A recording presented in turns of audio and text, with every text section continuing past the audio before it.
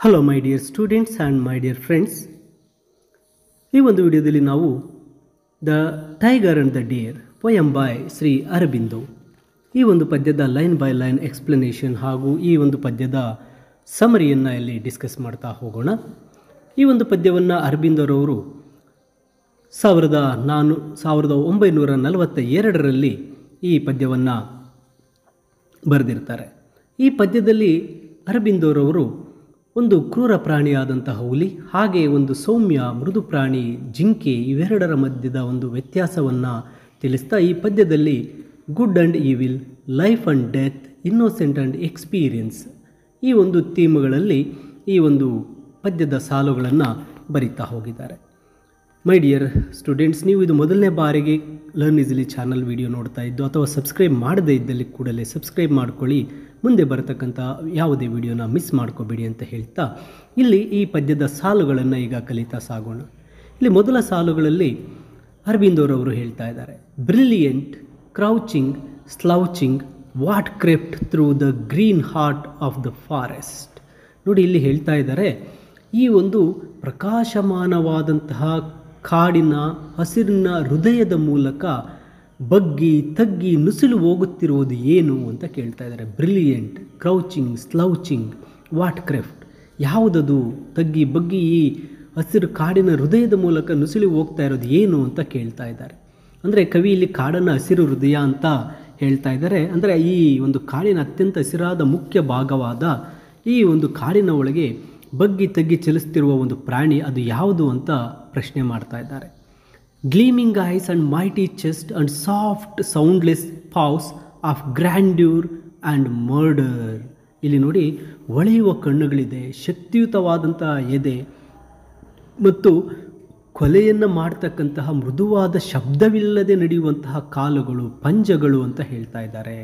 ನೋಡಿ, ಆ ಪ್ರಾಣಿಗೆ ಹೊಳೆಯುವ ಕಣ್ಣುಗಳು, ಬಲಿಷ್ಠವಾದಂಥ ಎದೆ ಹಾಗೂ ಒಂದು ಕೊಲೆಯ ಮೃದುವಾದ ಒಂದು ಸೌಂಡ್ಲೆಸ್ ಪಾವ್ಸ್, ಪಂಜಗಳನ್ನು ಹೊಂದಿರತಕ್ಕಂತಹ ಒಂದು ಪ್ರಾಣಿ ಅದು ಅಂತ ಹೇಳ್ತಾ ಇದ್ದಾರೆ. ಆ ಪ್ರಾಣಿ ಹುಲಿ.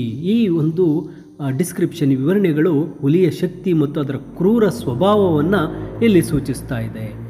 The wind slipped through the leaves as if afraid lest its voice and the noise of its steps perturb the pitiless splendour. ನೋಡಿ, ಈ ಸಾಲುಗಳು ಹೇಳ್ತಾ ಇರ್ತಕ್ಕಂಥದ್ದು, ಗಾಳಿಯು ಅದರ ಧ್ವನಿ ಮತ್ತು ಹೆಜ್ಜೆಗಳ ಶಬ್ದ ನಿರ್ದಯ ವೈಭವವನ್ನು ಕಲಕಬಹುದೆಂದು ಭಯಪಟ್ಟು ಎಲೆಗಳ ನಡುವೆ ಜಾರ್ತಾ ಇದೆ ಅಂತ. ಇಲ್ಲಿ ಗಾಳಿಯು ಕೂಡ ಎಲೆಗಳ ಮೂಲಕ ನಿಧಾನವಾಗಿ ಚಲಿಸ್ತಾ ಇದೆ, ಏಕೆಂದರೆ ಅದು ಜೋರಾಗಿ ಸದ್ದು ಮಾಡಿ ಆ ಹುಲಿಯ ವೈಭವಕ್ಕೆ ಅಡ್ಡಿಪಡಿಸಲು ಗಾಳಿ ಹೆದರ್ತಾ ಇದೆ. ಗಾಳಿಯೂ ಸಹ ಹುಲಿಗೆ ಹೆದರಿ ಅದು ಎಲೆಗಳ ಸಂದಿನಲ್ಲಿ ಹಾದು ಹೋಗ್ತಾ ಇದೆ. ಆ ಉಸಿರಾಡಲು ಕೂಡ ಆ ಗಾಳಿಯು ಕೂಡ ಧೈರ್ಯ ಮಾಡ್ತಾ ಇಲ್ಲ, ಆ ಹುಲಿಗೆ ಹೆದರಿ ಅಂತ ಹೇಳ್ತಾ ಇದ್ದಾರೆ. Hardly daring to breathe. ನೋಡಿ, ಇಲ್ಲಿ ಹೇಳ್ತಾ ಇದ್ದಾರೆ, ಆ ಗಾಳಿಗೂ ಕೂಡ ಉಸಿರಾಡಲು ಧೈರ್ಯ ಇಲ್ಲ. ಹುಲಿಯ ಭಯದಿಂದಾಗಿ ಅಲ್ಲಿನ ವಾತಾವರಣ ಸಂಪೂರ್ಣ ನಿಶ್ಶಬ್ದವಾಗಿದೆ, ಉಸಿರಾಡಲು ಕೂಡ ಭಯಪಡುವಂತಹ ಪರಿಸ್ಥಿತಿ ನಿರ್ಮಾಣವಾಗಿದೆ ಅಂತ ಹೇಳ್ತಾರೆ. ಮುಂದಿನ ಸಾಲುಗಳಲ್ಲಿ, but the great beast crouched and crept and crept and crouched a last time noiseless fatal. ನೋಡಿ, ಆ ಒಂದು ಮೃಗ, ಆ ಒಂದು ಪ್ರಾಣಿ, ಆ ಒಂದು ಹುಲಿ ಏನು ಮಾಡ್ತಾ ಇದೆ, ಬಗ್ಗಿ ನುಸಿಳಿ ಮತ್ತೊಮ್ಮೆ ಶಬ್ದವಿಲ್ಲದೆ ಒಂದು ರೀತಿಯಾಗಿ ನಾಯ್ಸ್ಲೆಸ್ ಪೆಟಲ್ ಅಂದರೆ ಶಬ್ದವಿಲ್ಲದ ಮಾರಕವಾದಂತಹ ದಾಳಿಗೆ ಅದು ಸಿದ್ಧವಾಗ್ತಾ ಇದೆ. ಆ ಪ್ರಾಣಿ, ಆ ಹುಲಿ ಬಗ್ಗಿ ನಿಧಾನವಾಗಿ ಮುಂದೆ ಸಾಗ್ತಾ ಇದೆ. ಅದು ಕೊನೆಯ ಬಾರಿಗೆ ಬಗ್ಗಿ ನಿಂತಿದೆ, ಅದು ಬೇಟೆಯಾಡಲು ಸಿದ್ಧವಾಗಿದೆ ಅಂತಕ್ಕಂಥದ್ದನ್ನು ಇಲ್ಲಿ ಹೇಳ್ತಾ ಇದ್ದಾರೆ. ಮಾರಕವಾಗಿ ಒಂದು ವೆಪನ್ ರೀತಿ ಸಿದ್ಧವಾಗಿ ನಿಂತಿದೆ, ಅದು ಯಾವುದನ್ನು ಬೇಟೆಯಾಡ್ತಾ ಇದೆ ಅಂತ. Till suddenly death leaped on the beautiful wild deer as it drank. ನೋಡಿ, ಇಲ್ಲಿ ಹೇಳ್ತಾ ಇದ್ದಾರೆ, ಅದು ಇದ್ದಕ್ಕಿಂತಂತೆ ಸುಂದರವಾದ ಕಾಡು ಜಿಂಕೆಯ ಮೇಲೆ ಆ ಸಾವು ಅಂತಕ್ಕಂಥದ್ದು ಜಿಗೀತು ಅಂತ. ಅಂದರೆ ಆ ಜಿಂಕೆ ನೀರನ್ನು ಏನನ್ನೋ ಕುಡಿತಾ ಇದೆ, ಆ ಸಾವು ಅಂದರೆ ಆ ಹುಲಿ ಏನು ಮಾಡ್ತಾ ಇದೆ, ಆ ಜಿಂಕೆಯ ಮೇಲೆ ಜಿಗಿದಿದೆ. ಇದ್ದಕ್ಕಿದ್ದಂತೆ ಸಾವು ಜಿಂಕೆಯ ಮೇಲೆ ಹಾರಿದೆ. ಅಂದರೆ ಹುಲಿ ಜಿಂಕೆಯ ಮೇಲೆ ದಾಳಿ ಮಾಡಿತು. ಜಿಂಕೆ ಒಂದು ದೊಡ್ಡ ನೀರಿನ ಒಂದು ಕೊಳದಲ್ಲಿ ನೀರು ಕುಡಿತಾ ಇತ್ತು ಮತ್ತು ಹುಲಿ ತನ್ನ ಮೇಲೆ ದಾಳಿ ಮಾಡಲು ಕಾಯ್ತಾ ಇದೆ ಅಂತ ಅನ್ನೋದು ಆ ಒಂದು ಜಿಂಕೆಗೆ ಗೊತ್ತಿರಲಿಲ್ಲ. Unsuspecting at the great pool in the forest's coolness and shadow. ನೋಡಿ, ಕಾಡಿನ ತಂಪಾದ ನೆರಳಿನಲ್ಲಿ ದೊಡ್ಡ ಕೊಳದಲ್ಲಿ ಯಾವುದೇ ರೀತಿ ಸಂದೇಹವಿಲ್ಲದೆ ನೀರು ಕುಡಿತಾ ಇತ್ತು ಆ ಜಿಂಕೆ. ಅಸಹಾಯಕ ಜಿಂಕೆ ತಂಪಾದ ನೆರಳಿನಲ್ಲಿ ತಣ್ಣನೆಯ ಕೊಳದಲ್ಲಿ ನೀರು ಕುಡಿತಾ ಸಂತೋಷ ಪಡ್ತಾ ಇತ್ತು. ಆದರೆ ಅದು ಹುಲಿಗೆ ಈಗ ಆಹಾರವಾಗಲಿದೆ ಅಂತ ಹೇಳ್ತಾರೆ. And it fell and torn died remembering its mate left sole in the deep woodland, destroyed the mild harmless beauty by the strong cruel beauty in nature.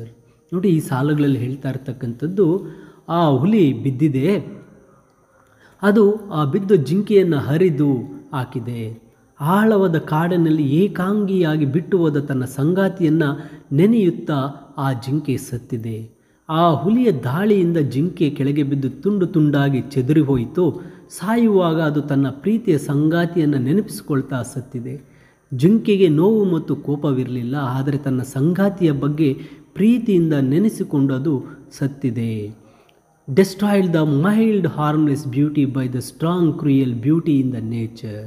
ಪ್ರಕೃತಿಯಲ್ಲಿನ ಬಲಿಷ್ಠವಾದ ಕ್ರೂರವಾದ ಒಂದು ಸೌಂದರ್ಯ, ಒಂದು ಸೌಮ್ಯವಾದಂತಹ ಒಂದು ಯಾವುದೇ ಹಾನಿಯನ್ನು ಮಾಡದಂಥ ಇನ್ನೊಂದು ಸೌಂದರ್ಯವನ್ನು ನಾಶ ಮಾಡ್ತು ಇಲ್ಲಿ ಅಂತ ಹೇಳ್ತಾರೆ. ಇಲ್ಲಿ ಹುಲಿಯನ್ನು ಪ್ರಕೃತಿಯ ಕ್ರೂರ ಸೌಂದರ್ಯ ಅಂತ ಕರೆದರೆ, ಜಿಂಕೆಯನ್ನು ಒಂದು ಜೆಂಟಲ್ ನೇಚರ್ಗೆ ಹೋಲಿಸಿದ್ದಾರೆ. ಅಂದರೆ ಒಂದು ಸೌಮ್ಯ ಸ್ವಭಾವದ ಸೌಂದರ್ಯಕ್ಕೆ ಹೋಲಿಸಿದ್ದಾರೆ. ಹುಲಿಯು ಕ್ರೂರ ಮತ್ತು ಪ್ರಬಲ ಸೌಂದರ್ಯದಿಂದ ಜಿಂಕೆಯ ಸೌಮ್ಯ ಸೌಂದರ್ಯ ಇಲ್ಲಿ ನಾಶ ಆಯಿತು ಅಂತ ಹೇಳ್ತಾರೆ. ಇನ್ನು ಮುಂದಿನ ಸಾಲಿನಲ್ಲಿ ಹೇಳ್ತಾರೆ, but a day might yet come when the tiger crouches and leaps no more in the dangerous heart of the forest. ನೋಡಿ, ಇಲ್ಲಿ ಆದರೆ ಆ ಹುಲಿ ಕಾಡಿನ ಅಪಾಯಕಾರಿಯಾದಂತಹ ಹೃದಯದಲ್ಲಿ ಇನ್ನು ಮುಂದೆ ಬಗ್ಗಿ ಬೇಟೆಯಾಡದೇ ಇರಲು ಒಂದು ದಿನ ಕೂಡ ಬರಬಹುದು ಅಂತ ಹೇಳ್ತಾ ಇದ್ದಾರೆ. ಇಲ್ಲಿ ಕವಿ ಭವಿಷ್ಯವನ್ನು ಸೂಚಿಸ್ತಾ ಹೇಳ್ತಾರೆ, ಒಂದು ದಿನ ಬರಬಹುದು, ಈ ಹುಲಿ ಬೇಟೆಯಾಡಲು ಬಗ್ಗಿ ಮತ್ತು ನುಸುಳಿ ಹೋಗುವುದನ್ನು ನಿಲ್ಲಿಸಬಹುದು ಅಂತ ಹೇಳ್ತಾರೆ. As the mammoth shakes no more the plains of ಏಷ್ಯಾದ ಪ್ರದೇಶಗಳಲ್ಲಿ ಮ್ಯಾಮೂತ್ ಇನ್ನು ಮುಂದೆ ಇಲ್ಲದ ಹಾಗೆ ಅಂತ, ಅಂದರೆ ಭೂಮಿಯಿಂದ ಮ್ಯಾಮೂತ್ ಪ್ರಾಣಿಗಳು ಅಳಿದು ಹೋದಂತೆ ಹುಲಿಗಳು ಸಹ ಅಳಿದು ಹೋಗಬಹುದು ಅಂತ ಕವಿ ಇಲ್ಲಿ ಹೇಳ್ತಾ ಇದ್ದಾರೆ. ಇನ್ನು ನಂತರ ಸಾಲುಗಳಲ್ಲಿ ಹೇಳ್ತಾರೆ, still then shall the beauty wild deer drink from an coolness and great pools in the leaves shadow. ನೋಡಿ, ಇಲ್ಲಿ ಆಗಲು ಸುಂದರವಾದ ಕಾಡು ಜಿಂಕೆ ಎಲೆಗಳ ನೆರಳಿನಲ್ಲಿ ದೊಡ್ಡ ಕೊಳಗಳ ತಂಪು ನೀರನ್ನು ಕುಡಿಯುತ್ತಿರುತ್ತೆ ಅಂತ. ಹುಲಿ ಸತ್ತು ಹೋದರೂ, ಅಳೆದು ಹೋದರೂ, ನಾಶ ಆಗಿಬಿಟ್ರೂ ಸಹ ಈ ಸುಂದರವಾದ ಮತ್ತು ಸೌಮ್ಯವಾದ ಜಿಂಕೆ ಮಾತ್ರ ಕಾಡಿನಲ್ಲಿ ಉಳಿದಿರುತ್ತೆ.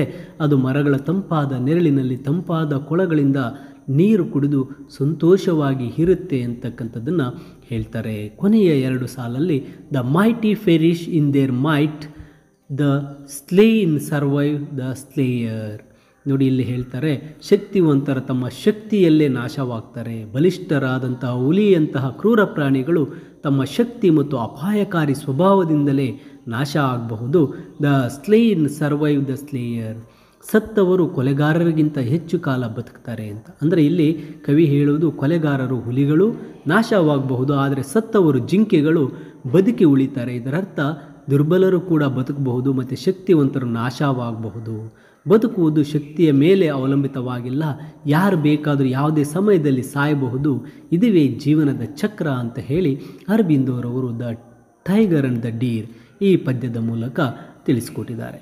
ಮೈ ಡಿಯರ್ ಸ್ಟೂಡೆಂಟ್ಸ್, ಇದು ಈ ಪೊಯಮ್ನ ಕನ್ನಡದ ಸರಳವಾದಂತಹ ಒಂದು ಎಕ್ಸ್ಪ್ಲನೇಷನ್ ಮತ್ತು ಸಾರಾಂಶ ಆಗಿರುತ್ತೆ. ಈ ಇಂಗ್ಲೀಷ್ ಸಮರಿಯ PDF ವಿಡಿಯೋದ ಡಿಸ್ಕ್ರಿಪ್ಷನ್ನಲ್ಲಿದೆ, ನೀವು ಡೌನ್ಲೋಡ್ ಮಾಡಿಕೊಳ್ಳಬಹುದಾಗಿರುತ್ತೆ. ಇನ್ನೂ ಹೆಚ್ಚಿನ ವಿಡಿಯೋಗಳಿಗಾಗಿ ತಪ್ಪದೇ ಲರ್ನ್ ಈಸಿಲಿ ಚಾನಲ್ಗೆ ಸಬ್ಸ್ಕ್ರೈಬ್ ಮಾಡಿ, ಹಾಗೆ ಈ ವಿಡಿಯೋನ ಲೈಕ್ ಮಾಡಿ, ನಿಮ್ಮ ಸ್ನೇಹಿತರಿಗೂ ಸಹ ಶೇರ್ ಮಾಡಿ ಅಂತ ತಿಳಿಸುತ್ತಾ ಎಲ್ಲರಿಗೂ ಧನ್ಯವಾದಗಳು. And will meet again in another beautiful video. Thank you for watching this video.